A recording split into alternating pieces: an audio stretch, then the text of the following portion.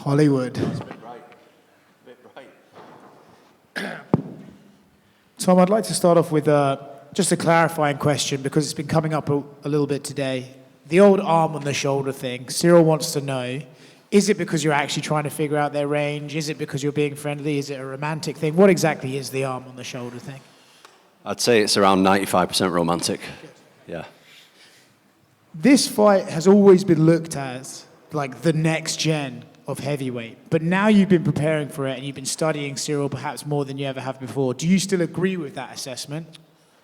I think so, because we both move unlike regular heavyweights. We both have good footwork, judge the distance well. We don't go in just swinging without any thought, you know what I mean? We're both tactical, technical, good movers, big athletic guys. I think it makes for a good matchup. He was just in here saying that he can manage his distance better than anyone that you fought before, and therefore he will be the one to be able to take you into these deep waters we so often speak about. There's this idea that's being spoken about that you have to finish this fight in 2 minutes to sort of like look as impressive as Jon and stuff like that. I'm sure you've heard that narrative, but what is your take on it? Did he actually use the word deep waters? He did. Everybody who said the word deep waters gets knocked out in the first minute. Go back and check the media that you've done. So, I'm pretty happy with that. That's good. Obviously, you famously once said that you refused to get into a dick measuring contest with Sergey Pavlovich. Is that something you think you'd be interested in with Ciryl or no? I think I'm fighting a losing battle with that one, unfortunately. There is this thing that's always followed your career where, like, even before you got in the UFC, you couldn't seem to get fights, right? People didn't want to fight you.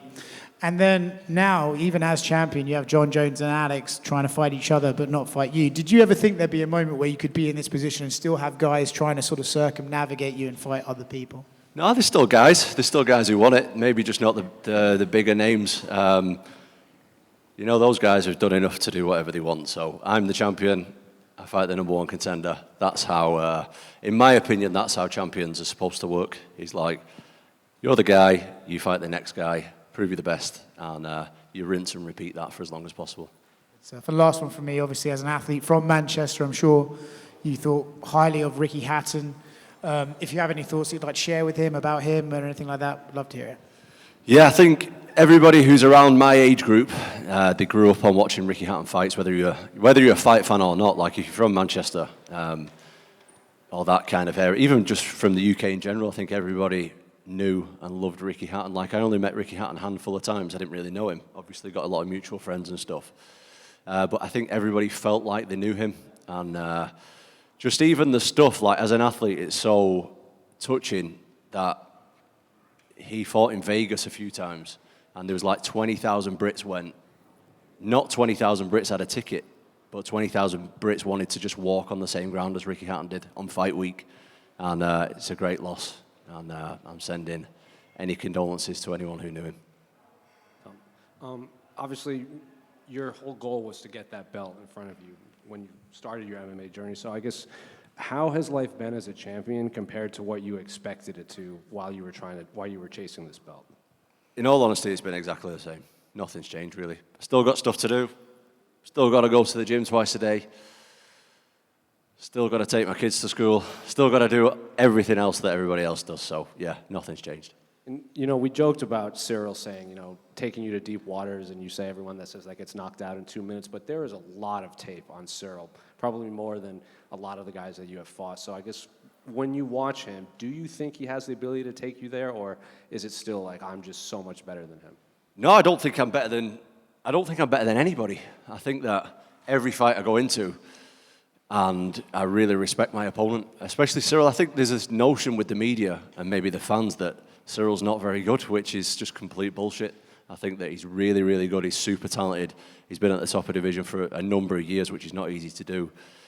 He's been an interim champion himself. He's obviously had 2 title shots for the undisputed title as well. So I think the guy's really good. I've took him extremely, extremely seriously. The fact that people expect it to be an easy fight, I don't read into that at all. I think I'm prepared for a really, really hard fight.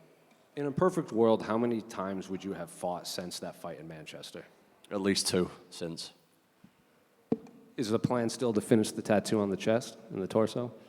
The plan tattoos are never ending. I think we should just avoid that subject. There's a lot of tattoo plans for me, but we'll see. Hi, Tom. How are you? Right here.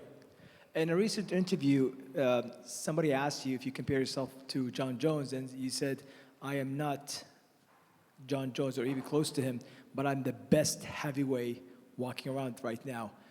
Do you think you'll always be compared to Jon Jones because of the fight and because you were an interim champion and all of a sudden Dana White just announced that no, actually Jon Jones retired?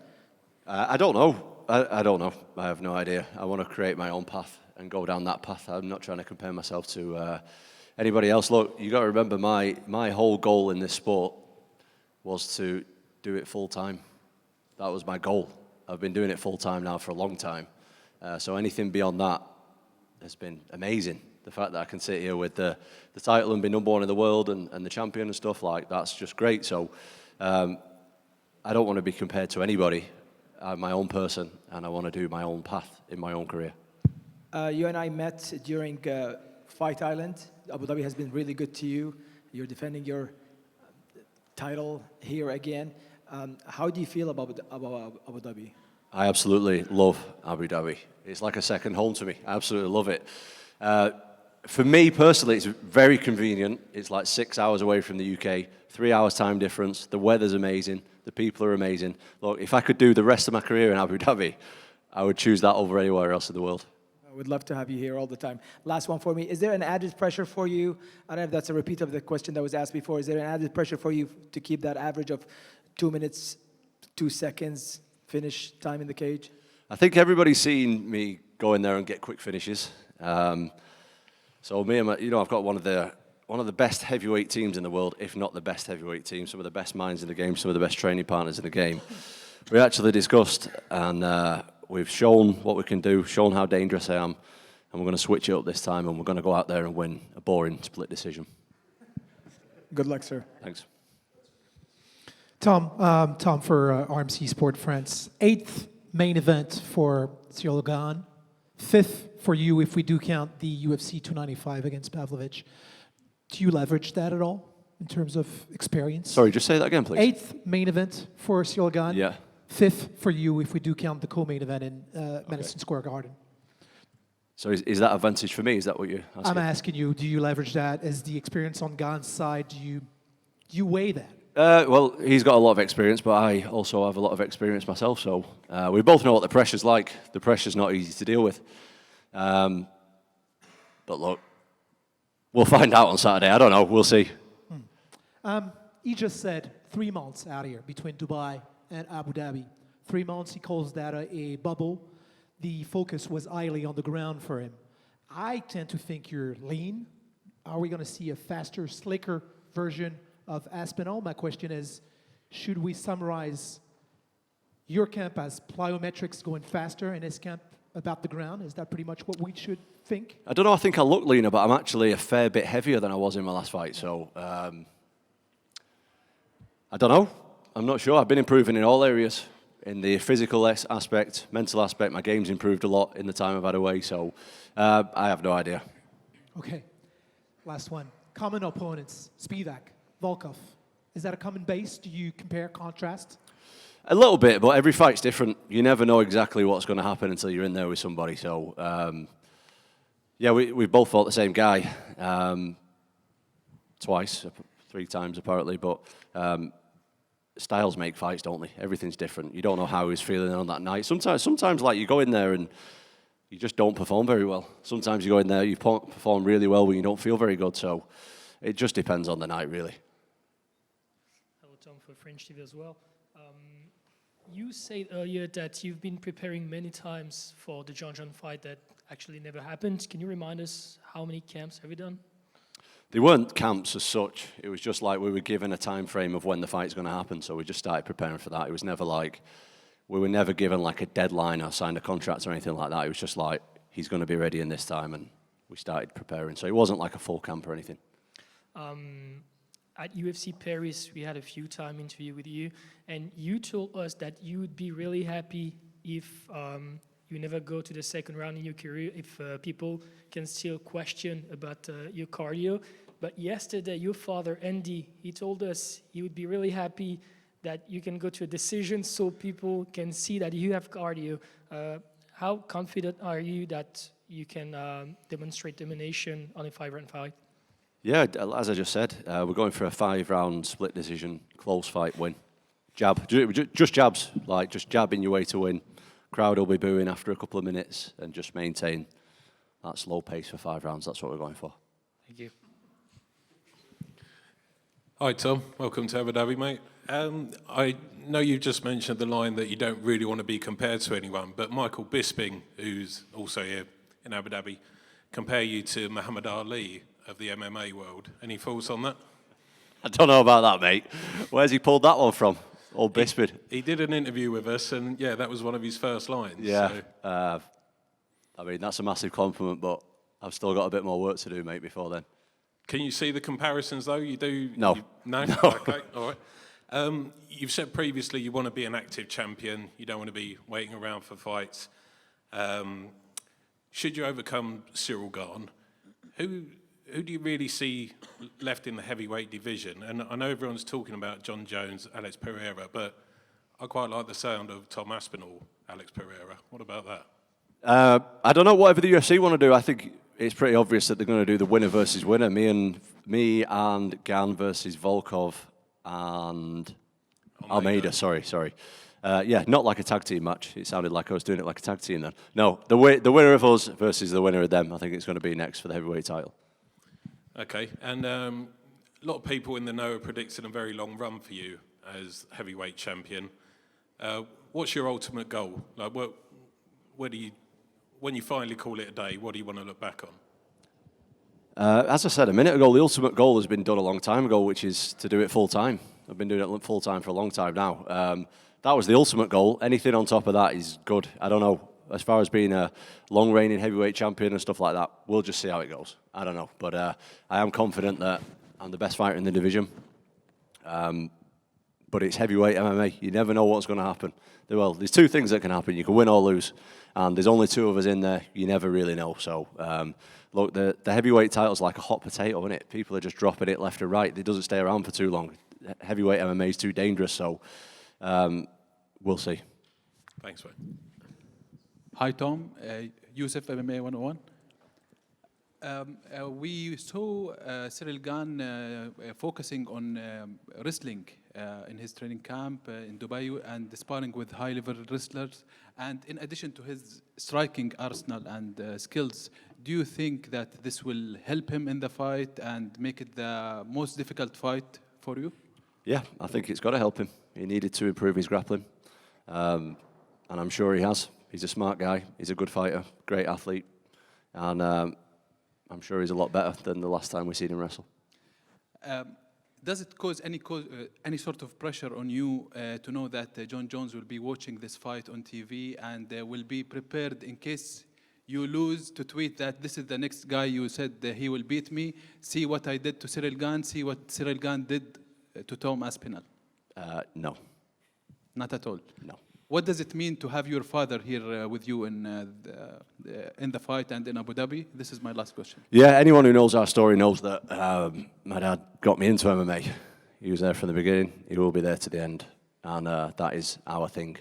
My dad is also a big fan of Abu Dhabi, like me. So we are happy to be here, of course. Tom.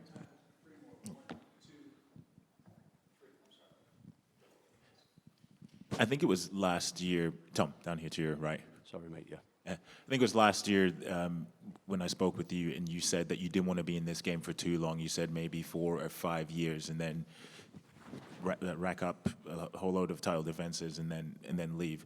Given the fact that you've had 14 months out, has that changed your timeline for your career?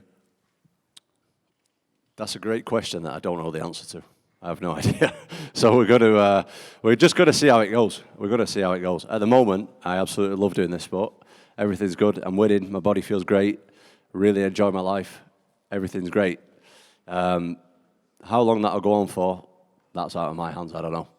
And given the hiatus, I'm assuming the goal is, well, all things well, that you come out with no injuries, that you just want to rack up as many title defenses as soon as possible. That's the plan, mate, yeah. Just march forward, keep winning. Cheers, man. Hi, Tom. A little bit unusual. Ciryl predict win by decision. Samesies. Yeah. Yes. What's your prediction? Yours? Same. Same. Yeah, split decision win, but in my favour. And no worries to go in the second, third round. You have you trained a lot. Like Oh no! on the I court? get 2 minutes in, I get really tired. So it's gonna be just me, No, just not doing much for the next Is four this and a half. Is this a question? Like, it's a good point to have all these knockouts, but sometimes do you ask yourself how it will go, like further in the fight, in a 5-round fight? Yeah, I ask myself all the time, but we've And not what the got answer? we've not got there yet. I can't give you an answer. Thank you. Right. Yeah, Tom, over here. Right. No. Wait. Oh, sorry. No, I thought you're good. A controversial split decision robbery? No, I'm kidding. I wanted to ask your immediate reaction to Jon Jones. Like, obviously, he retired, and then 2 weeks later, he says he's back. What was your immediate reaction to that? Oh, I don't care. I'm like focused on my own career. So as soon as they said that I've got to fight, that's all I thought about. To be honest, it's just that I'm fighting, and that's it. Yeah, because Jon said he wanted to fight at the White House, and Dana said 1 billion to 1 chances that happens. What's your opinion of? Do you think he actually fights at the White House? Oh, I hope he gets what he wants. Wish him all the best. Yeah. Thanks.